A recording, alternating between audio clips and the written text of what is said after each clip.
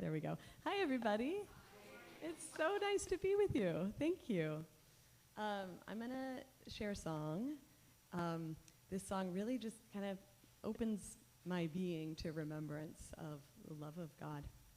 So, and I always encourage people to, even though you might not know this song, just to add your voices if you are willing, even just a little bit, just a hum, even if no one else can hear you.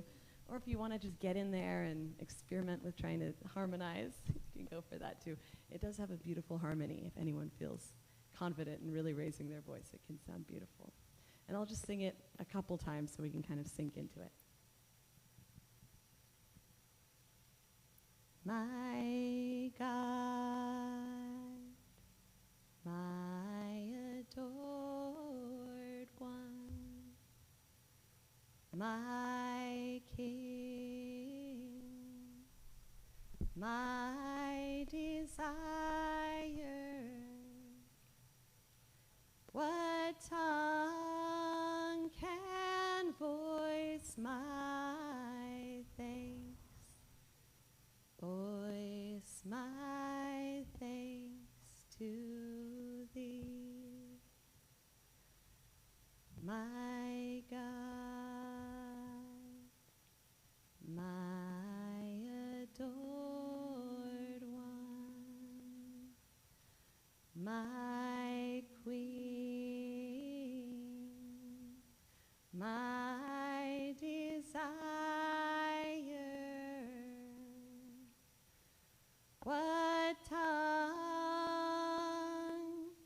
can voice my thanks? Voice my thanks to thee. One more time. My God, my adored one, my King, my desire, what tongue can voice my thanks? Voice my thanks to thee. What tongue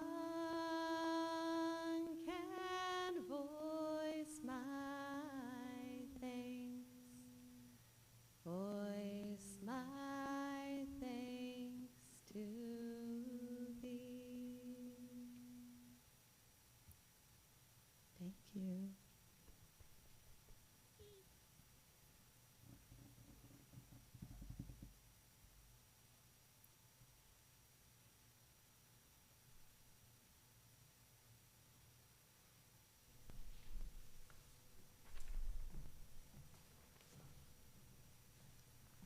Good morning.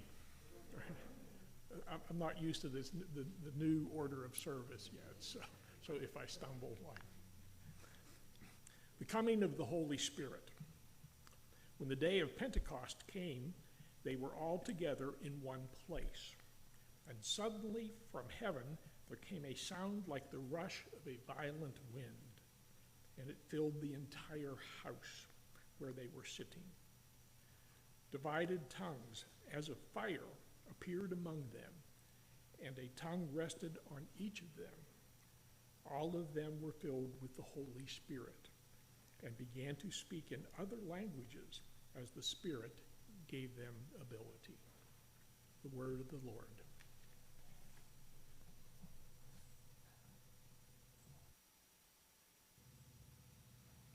Does that mean it's my turn?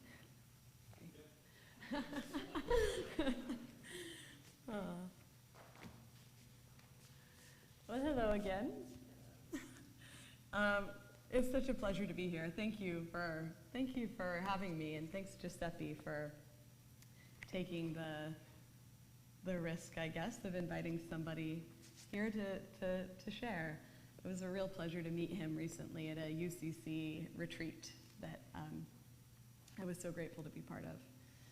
So for the last couple of years, I've been speaking quite a bit in churches. And I've been so moved by, it's really a beautiful, powerful thing to come together every week with our friends, with our community, to worship God. And I've been so just very stirred and touched and impacted by my experiences in these churches. And really, churches are houses of love. And we are all houses of love, each and every one of us. And something that has been a big part of my journey has been really being dissatisfied with relationship with God being conceptual and being more ideological and being more should-based. Really what I needed to feel really well and whole and happy and connected and just stable in this mortal frame on this wild earth zooming around a sun in a black universe.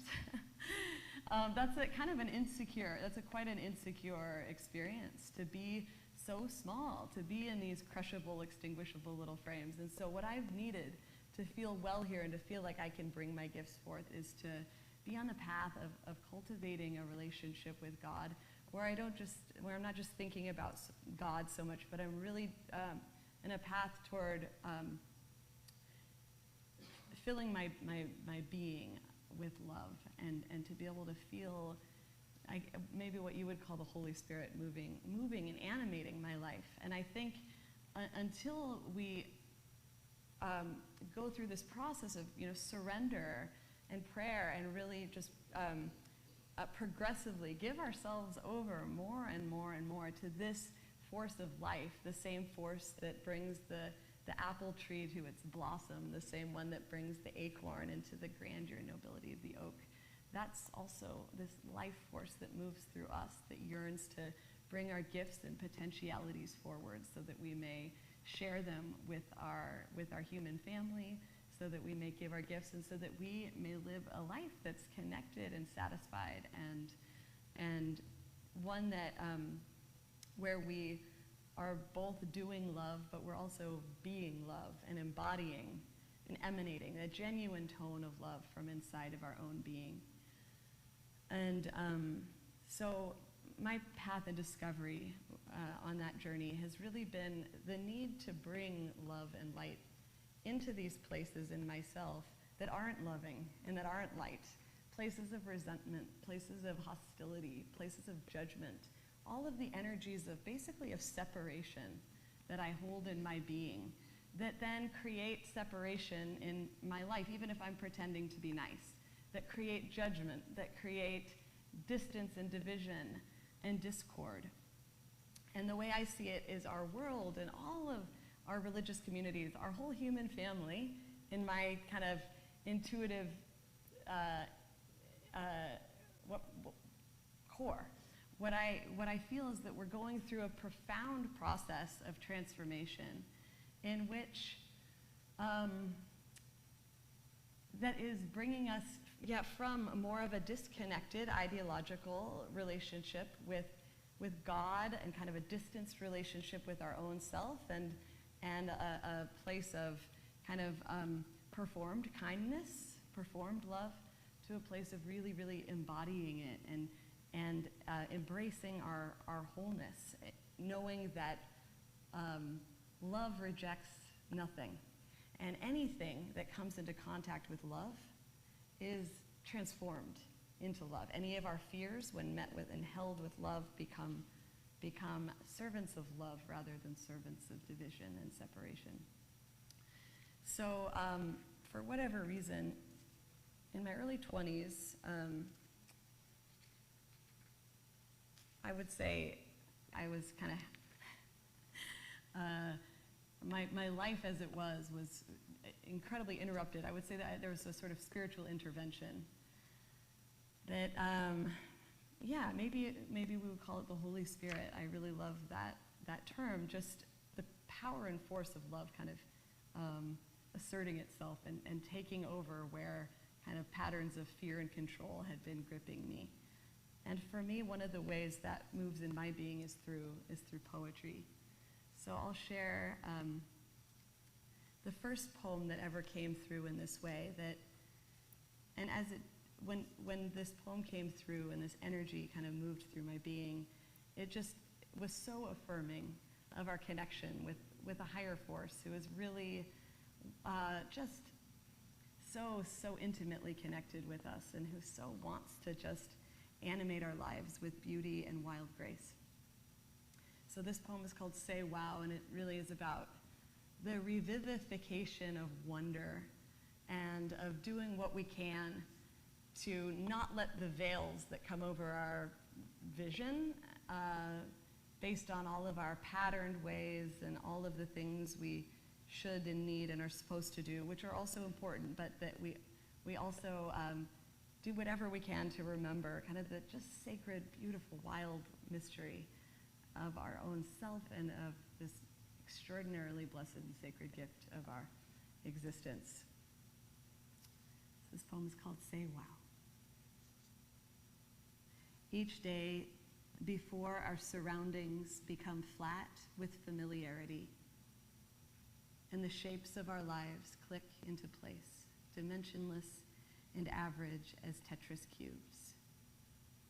Before the duties of the day stack up like dishes and the architecture of our basic needs commissions all thought to construct the four-door sedan of safety. Before gravity clings to our skin like a cumbersome parasite, and the colored dust of dreams sweeps itself obscure in the vacuum of reason. Each morning, before we wrestle the world and our heart into the shape of our brain, look around and say, wow. Feed yourself fire. Scoop up the day entire, like a planet-sized bouquet of marvel sent by the universe directly into your arms, and say, wow.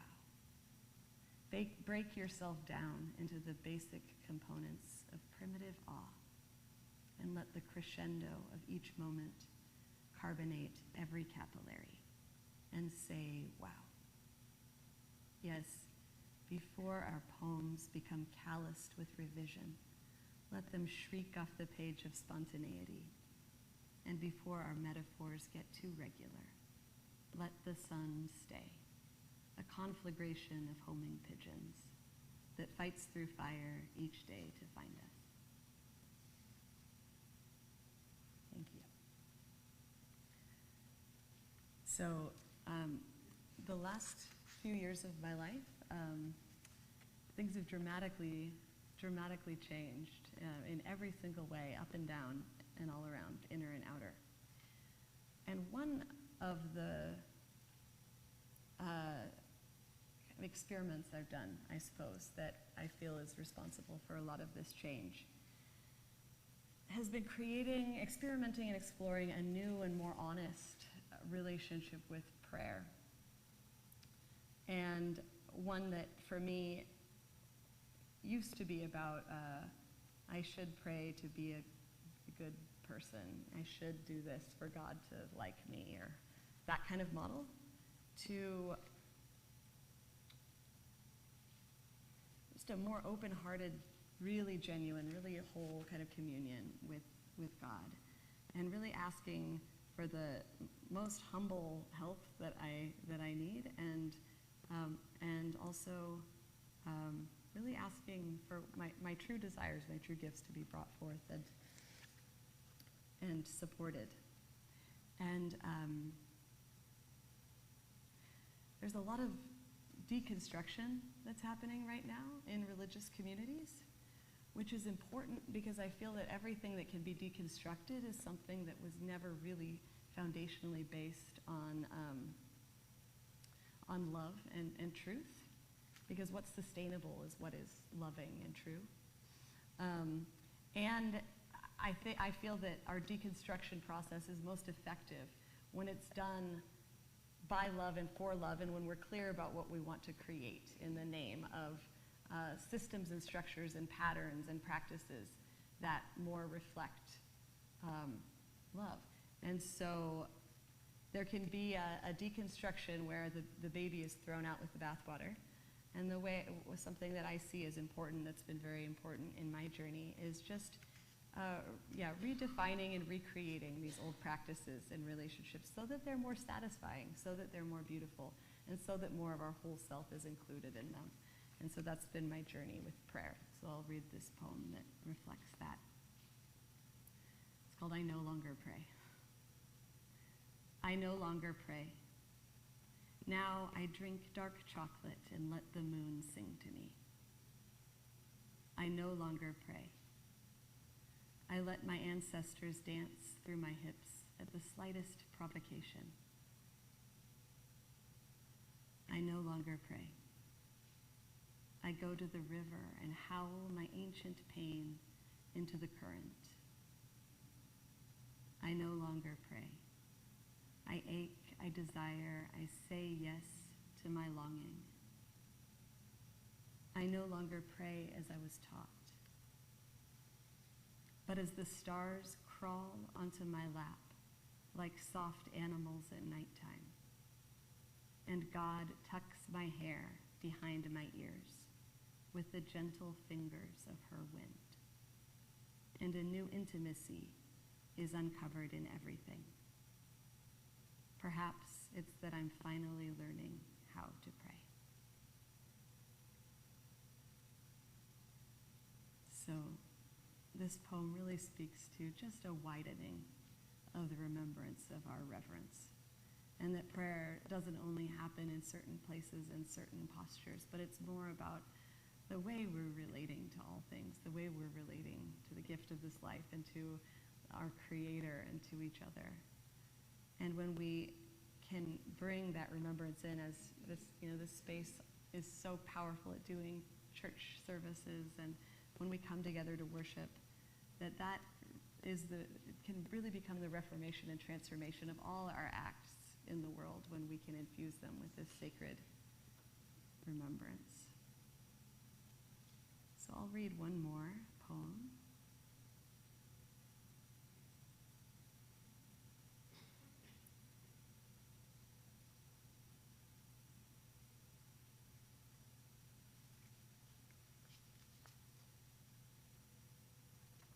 This is another just about this journey of transformation into authentic relationship with God, in which all of us, all parts of us are welcome, bringing God close. It's called The Worst Thing We Ever Did. The worst thing we ever did was put God in the sky, out of reach, pulling the divinity from the leaf, sifting out the holy from our bones, insisting God isn't bursting dazzlement through everything we've made a hard commitment to see as ordinary, stripping the sacred from everywhere to put in a cloud man elsewhere, prying closeness from your heart. The worst thing we ever did was take the dance and the song out of prayer, made it sit up straight, and removed it of rejoicing, wiped clean its hip sway, its questions, its ecstatic yowl, its tears. The worst thing we ever did is pretend God isn't the easiest thing in this universe, available to every soul in every breath.